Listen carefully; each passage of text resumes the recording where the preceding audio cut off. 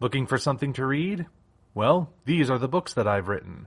Hop on down to the description to find the Amazon links for all 4 of them, and keep your eyes open for more in the future. With that said, on to the video.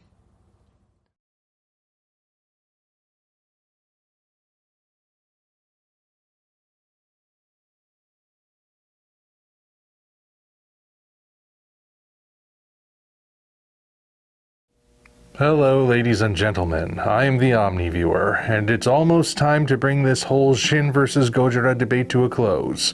But there's one last thing we need to discuss. In order to understand it, we must first revisit something I alluded to all the way back in part 1 of this little diatribe. When I spoke about Emiko Yamane's character arc in GOJIRA, I stated that there was a lot to say about the hospital scene that follows Godzilla's final rampage. In fact, this might be one of the most important scenes in the entirety of GOJIRA. First of all, as previously elaborated on, this scene is vital to Emiko's character arc, as this is the moment where she finally breaks her silence. After spending the whole film keeping other people's secrets, the horrors around her finally move her to speak in hopes that revealing one secret, that Serizawa invented the oxygen destroyer, will prevent another catastrophe.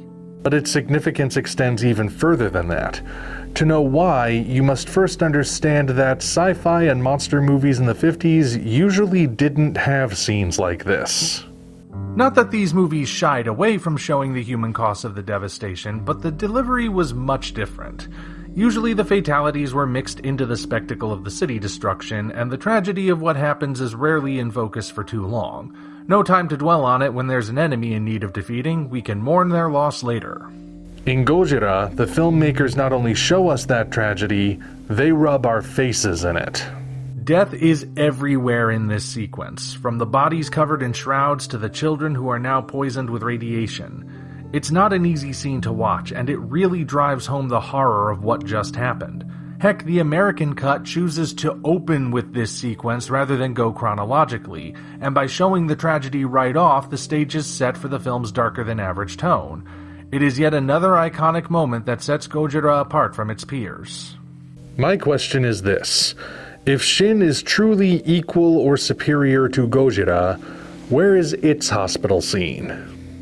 Given how unflinching the film is when it comes to telling us that government inaction has a human cost, surely it must be able to show us the tragedy of it as well. You want to know how SHIN does it?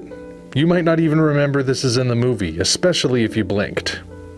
Following the moment where Yaguchi finally loses his cool, we get a short montage showing people displaced by the disaster as a voiceover tells us who will be taking over the PM's duties. And it goes by so quickly that it barely even registers. I actually lined these 2 segments up next to each other in my editing software to see how long they each were, and here's what I found. The hospital scene in GOJIRA, from the moment we see the exterior of the building to the moment that Emiko and Ogata leave for the stairway, lasts 1 minute and 37 seconds. But the displacement scene in SHIN only lasts 13 seconds. That's it. That's it, Snazzy. That's how much this movie cares about the people of Tokyo. Their plight is only worth 13 seconds worth of rapid-fire clips and nothing more. Now wait a minute, Omni. I don't know if that's completely fair.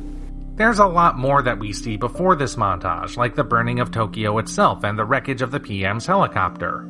Doesn't that count for anything? It all counts as part of the city devastation, but supposedly there's a greater cost here in the form of human lives. However, throughout the immediate aftermath, we get disembodied voices and indistinguishable government officials just telling us about all the negative effects Godzilla's attack had. Visuals are sparse, and when they do appear, the movie speeds right past them. Maybe this is just me, but I don't think a blink-and-you'll-miss-it shot of masked people in a bread line has as much impact as a lingering shot of a little boy setting off a Geiger counter while a doctor's telling expression clues us into his fate. First rule of visual media: show, don't tell. I will repeat it until my dying day. SHIN breaks that rule so many times that I often wonder if it should have been a book instead. Not that it would improve much. Moreover, the aftermath sequence in SHIN doesn't really change anything for the characters. I already spoke about why Kyoko's sudden shift doesn't work, but what about Yaguchi? For all intents and purposes, Yagachi is our main character, so a moment such as this should invoke some major growth. To the actor's credit, he does give a good performance as the character's emotions, which have been kept in check up to that point, suddenly erupt out of him like lava from a volcano.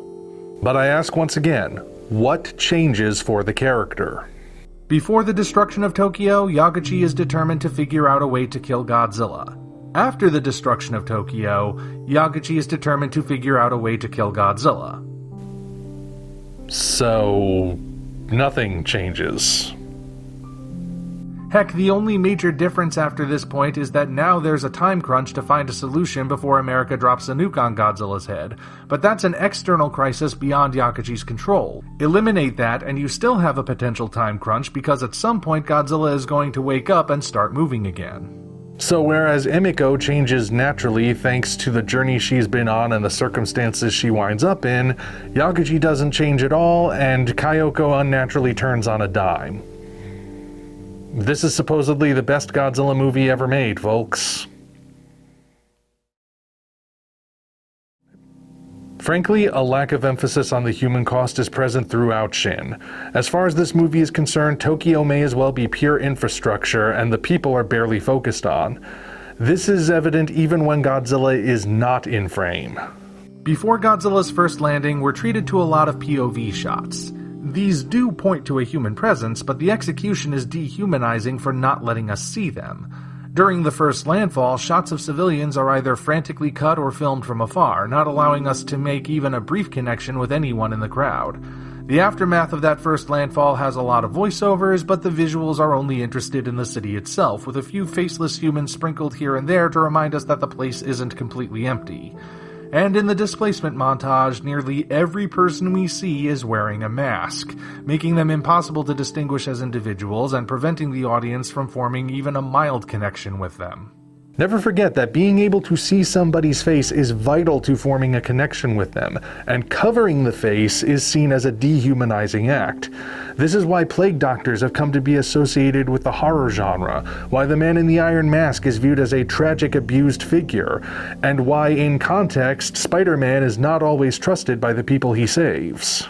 Yet again, the human side of things in SHIN is sorely lacking, because we have no one in the primary cast to represent the common man, and the citizens are reduced to a homogenized mass that's only spared a fleeting glance. If I may briefly diverge for just a moment, there's another Godzilla movie that can be held up as a positive counterexample to SHIN in this regard. The Return of Godzilla from 1984 has a lot of politicizing in it which dominates a large chunk of the movie's first half. However, that political aspect is balanced by a human drama involving everyday people that the audience can connect to. In fact, once the film is done delivering its political stance, it is this bunch of characters that we follow until the end. We even get a little comic relief thanks to this hobo who figures he may as well enjoy himself before getting blown to smithereens. As a result, The Return of Godzilla has also aged surprisingly well, despite arguably being even more rooted in its era than the original Gojira was. I think you're getting a bit off track, Omni. Don't you have anything else to say about Gojira and SHIN? Oh, I've got plenty more to say, Snazzy, and this next part I think is undeniable. One of the most memorable parts of the original Gojira is this shot right here. In the midst of Godzilla's rampage, we see a mother and her two children, unable to flee Tokyo in time, huddled together in a burning building. As the fire encroaches, the mother tells her children that they'll be with their father soon. First of all, holy crud is that dark. Second, and more to the point, this scene stands out because it gives a face to the tragedy. We've never seen this woman or her children before, but the dialogue tells us everything we need to know, and for the few seconds we see them, we care about them, and we feel as helpless as they do because we can't prevent their demise. We can only watch and know that it's inevitable. And that's not even the only such moment that happens during Godzilla's rampage. Multiple times, we are shown that people are inside the buildings Godzilla destroys, or they're in his line of sight as he advances and shoots his heat ray. In some shots, we see those people die, and we linger on their bodies as Godzilla passes. The emphasis is on the loss of human life. Therein lies the tragedy. SHIN, meanwhile, places all of its focus on the buildings, and seems averse to showing any human cost at all. Now, to be completely fair, it doesn't totally avoid showing human casualties, but it may as well have. During Godzilla's first landfall, we see him plow into this one apartment complex, and we have a few brief flashes of people still inside, but the camera barely dwells on them long enough to leave an impact. By the time you realize what happened to them, the film has already moved on. So whereas Gojira forces you to watch the human devastation by putting it front and center, Shin seems embarrassed to admit that Tokyo even has people in it, let alone showing us what happens to them. Any sign of human tragedy is quickly glossed over, but if you ask it to linger on the ruins of buildings, it will gladly dwell on those. Heck, it'll even bring the politicians in to lament the loss of this infrastructure. That must be what they're lamenting, because it's not like there are any people here to mourn. And you better believe that affects the destruction of Tokyo later in the film. As stated in Part 2, having Godzilla blast the whole city from one spot is already very impersonal, but this is only made worse by the film's refusal to show anyone in the city. We don't see people who might have been left behind, we don't see the pilots of these bombers, we don't even see the PM inside the helicopter before it explodes. Yet again, the focus is entirely on the destruction of objects. One quick glance of people exiting their cars is the most we get, and we don't even know where they are in relation to Godzilla, so for all we know they're a safe distance away and there's no need to worry about them. In all likelihood, they got away completely unscathed. Can anyone prove they didn't? Now yes, plenty of previous Godzilla movies have placed their focus on the buildings instead of the people during kaiju attacks. It's pretty commonplace for the series, actually. Fleeing crowds and soldiers and military vehicles are de-emphasized so we can watch the monsters tear down famous landmarks. However, those movies tend to be the ones that aren't trying to convey some kind of important message. If the people are de-emphasized, that usually means the film is going for spectacle and the tone is more escapist. There's no tragedy in watching a building get destroyed so long as you have reason to believe it's empty. Plenty of sci-fi movies function on this logic, demolishing landmarks for spectacle without being too concerned about casualties. To be clear, I have no problem with this kind of spectacle in Godzilla movies. I actually quite enjoy it. Implementing it in a movie like SHIN, however, is a mistake. SHIN is depicting spectacle, but it also expects us to feel bad about seeing it just on principle. Isn't it terrible that Godzilla is trashing these cars and crashing into buildings that may or may not be occupied? Don't you just feel awful seeing all of this wreckage with no signs of people buried within it? Sorry, Yano, but when your city feels emptier than a Siberian nudist beach in January, I'm not going to feel anything when I see it get torched by a lizard-shaped flamethrower.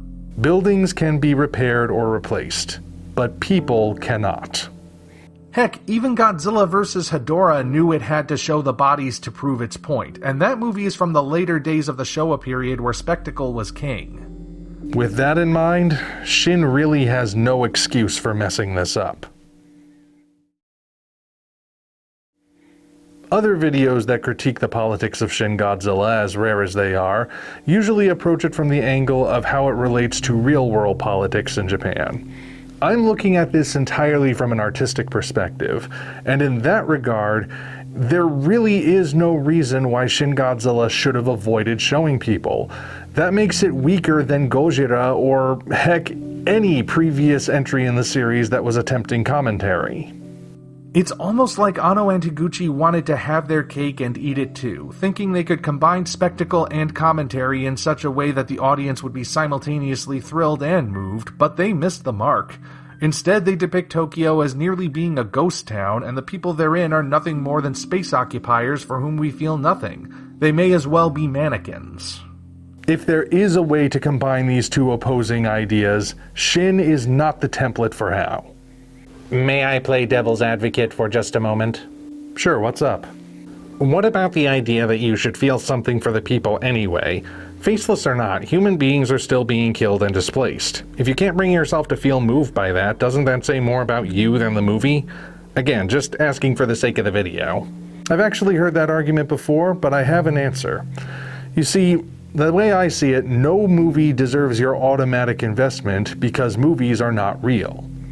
Now, I realize that might sound slightly condescending, so allow me to elaborate before you start typing an angry comment.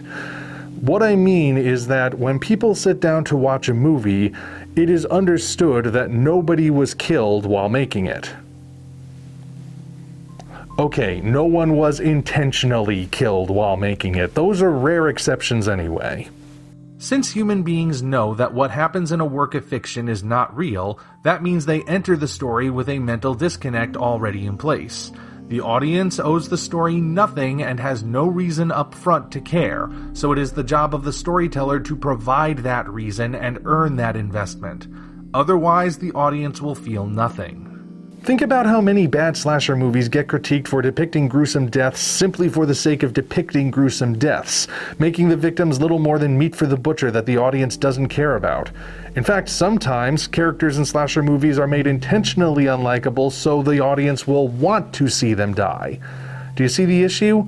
The audience has to be given a reason to care in order to get the desired response. The same principle applies to the two films we've been covering here. Gojira has a primary cast that we get to know very well and thus become emotionally invested in. The tertiary characters in Godzilla's path might only appear for a few seconds at a time, but we still see who they are. We see their fear, their hopelessness, and their injuries. We may not know their names or backstories, but we do know the main characters, and we're already invested in them. Therefore, that investment extends naturally to other characters that show up, even if they're only present for an instant. SHIN, on the other hand, doesn't give us any reason to get invested. Not in the primaries, not in the secondaries, and not in the crowds.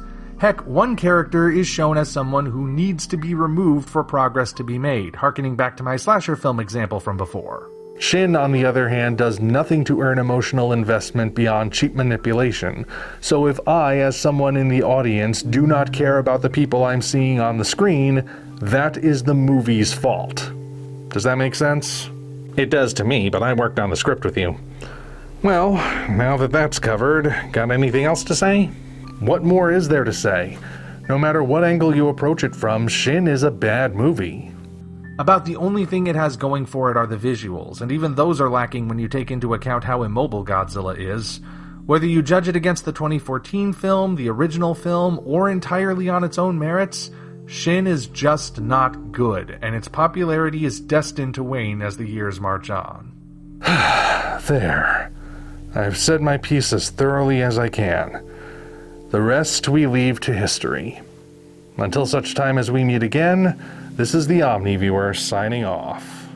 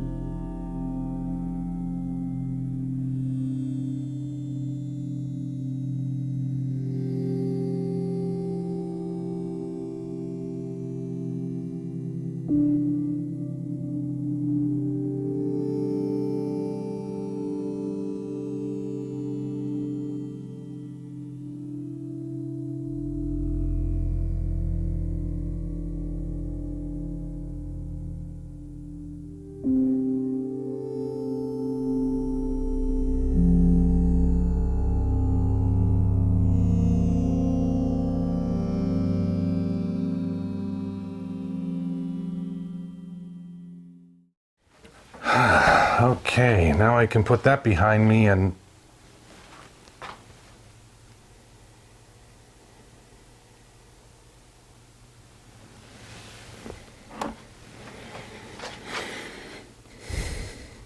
All right, bring it on. Thank you all for watching. If you want to see us keep doing what we're doing, you might consider doing all the usual YouTube things, as well as hopping down to the description to find links to DeviantArt, Patreon, Twitter, and links for the different books in the Tales from the Omni Vault universe. Your support is naturally appreciated. Thank you for watching, and we'll see you next time.